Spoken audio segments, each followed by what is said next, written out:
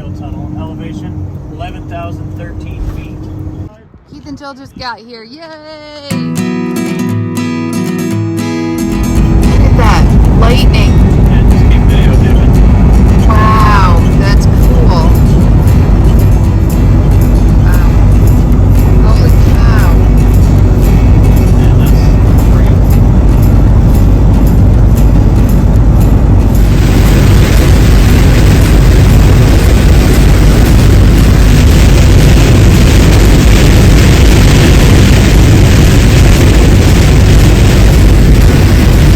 Debris all over the road.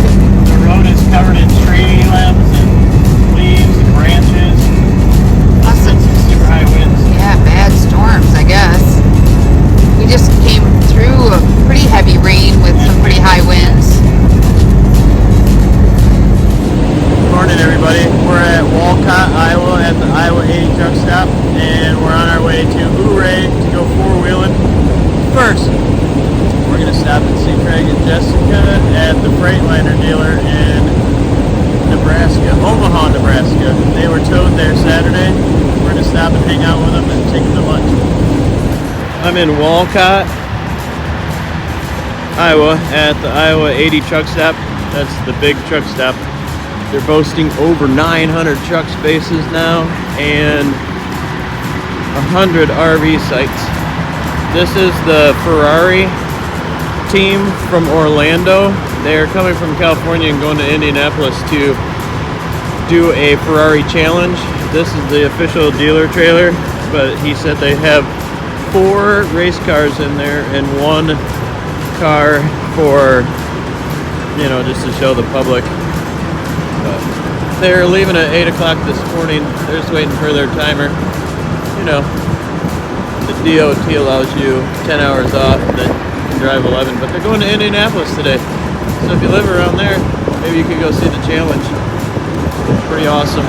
And there's the motorhome, the Jeep's on the back. We had a good night's rest.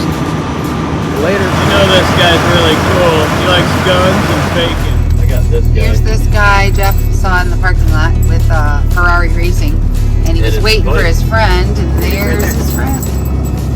We're just pulling out of the Iowa 80. Ferrari from Orlando. Cool. We're gonna There's these weird sculpture things. We're coming into Omaha, Nebraska.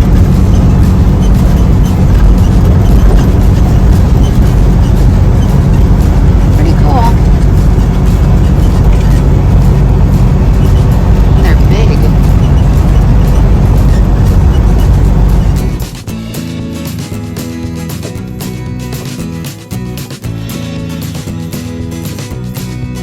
Craig's leaving Cracker Barrel. He had to drive up over the curb because we're parked right next to him.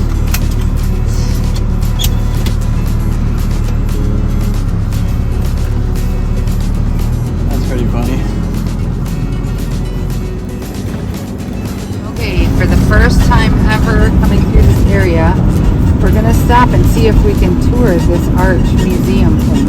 But it's 4:15 here, so we don't know what time they'll be open. But this is the Kearney Arch, and it's a museum, so I've always wondered about it.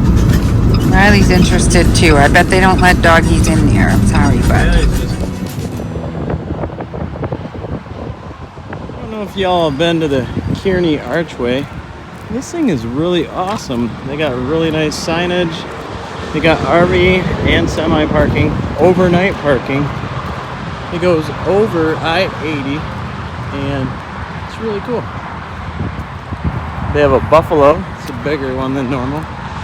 Big flag. it's a nice And the- walking path too. Super nice paths all the way around the pond. Bridges. Got gazebos. The lawn work is really super nice.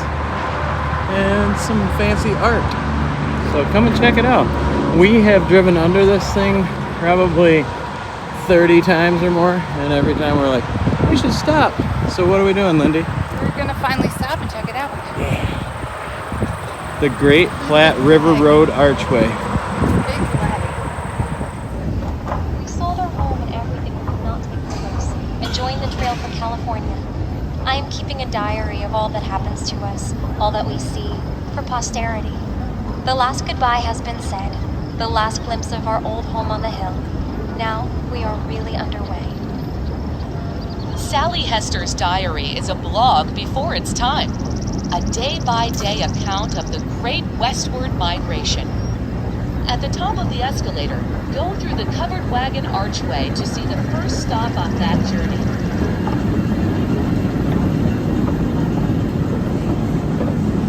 Hi, Sally.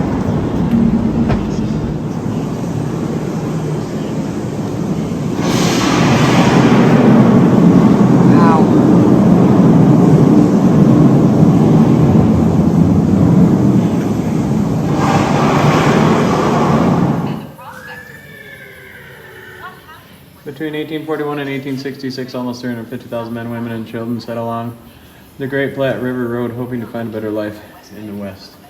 Here's their trails where they started. And here's their first fork where they split to Salt Lake. Second fork where they went up to Oregon. And two of them, and they split by Sacramento.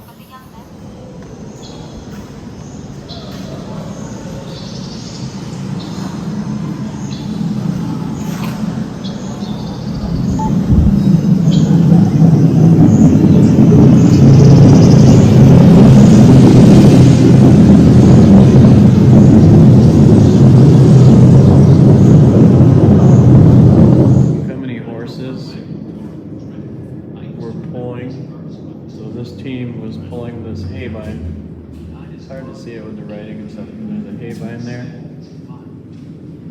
And they're there collecting the grains. 5 days after celebrating the summit, the Union Pacific Railroad began regular train service to the west. Almost immediately, the covered wagon migration across Great America had stopped. Trains were economically fast, and immigrants lined up to buy one-way cross-country tickets that cost $50 each. They boarded rail cars in Omaha, Nebraska, and arrived in Sacramento, California 1 week later. By the 1880s, the Union Pacific was carrying nearly 1 million people west each year, 3 times as many of those who had come across the Continental in 25 years in wagons. Americans learned how to travel and communicate in the blink of an eye. One thing's for sure, we modern folks want everything quicker and easier than our parents had.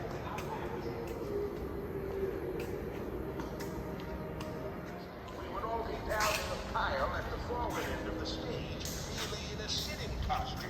And in a second, we would shoot to the other end and stand on our heads.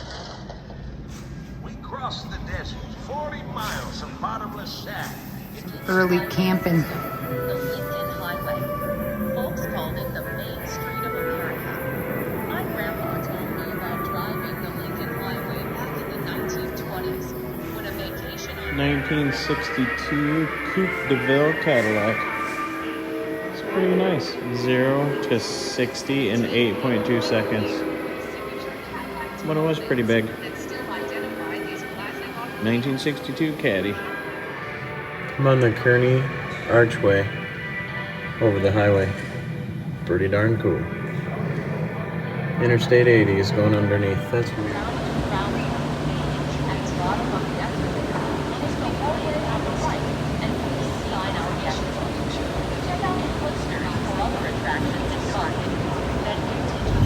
The windows we were looking out of.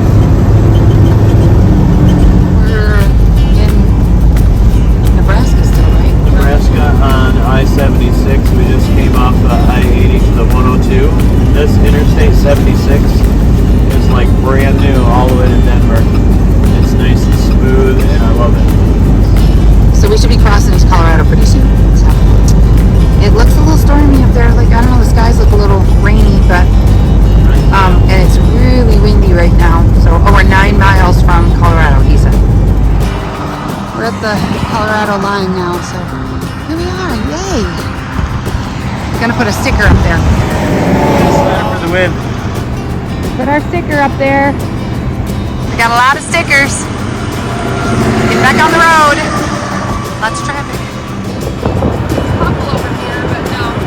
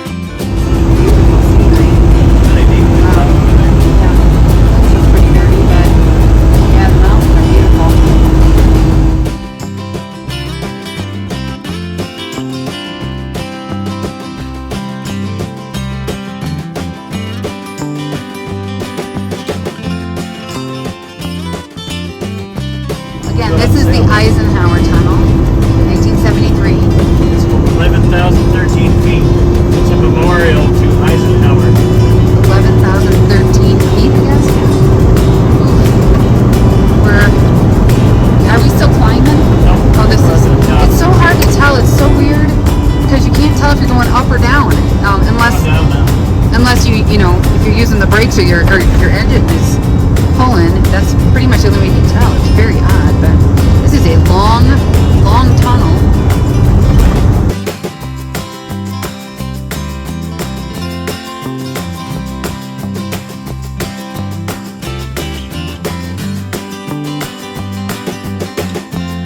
That's incredible. So show over here, see how there's no trees? Yeah. And then there are trees, that's the 11,000 foot mark. Wow. Trees grow and stop around 11,000. Wow. That's crazy. Look at these little towns.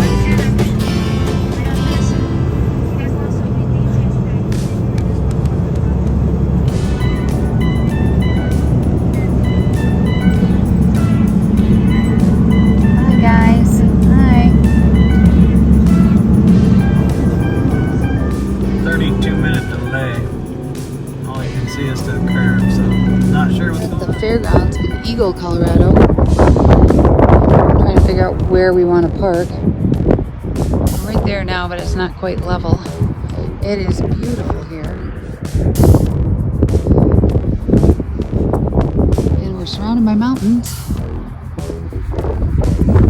Yes, they have a gas fire thing here at this park. We're camped over there. This is Eagle, Colorado. Little city park. It's beautiful. Sure. Jeff's gonna turn on the fire pit. It's starting to rain a little, but not too bad. We got some clouds here. So we're gonna go sit right here and see what he does with the fire pit.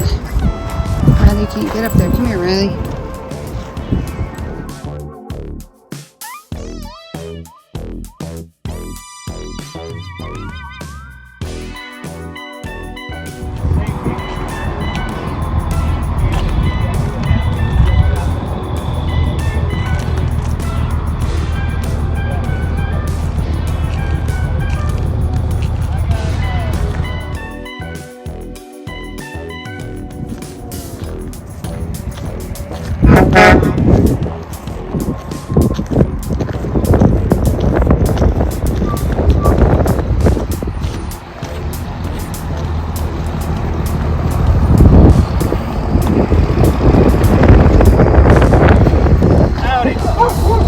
Hey!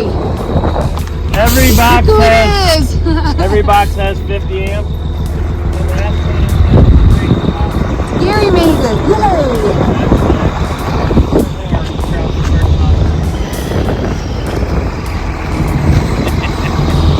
Yeah. Yeah.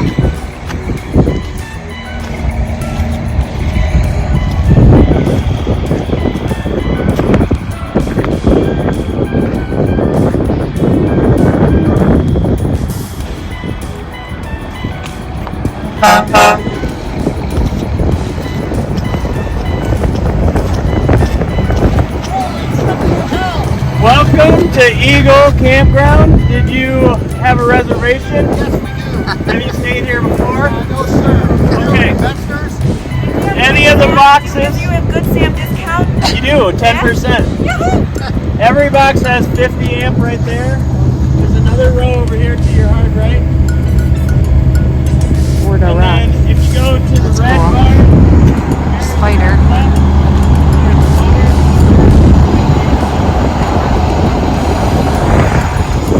there's another one behind you.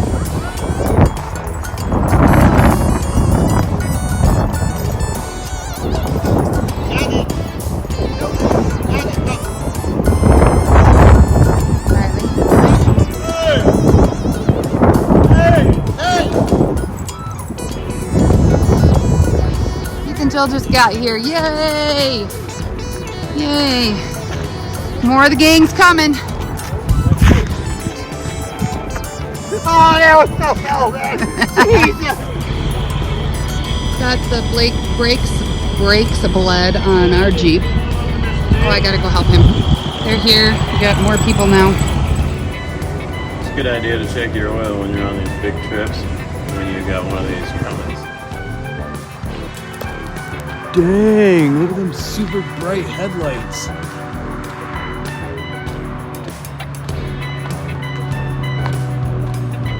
hear the exhaust brake.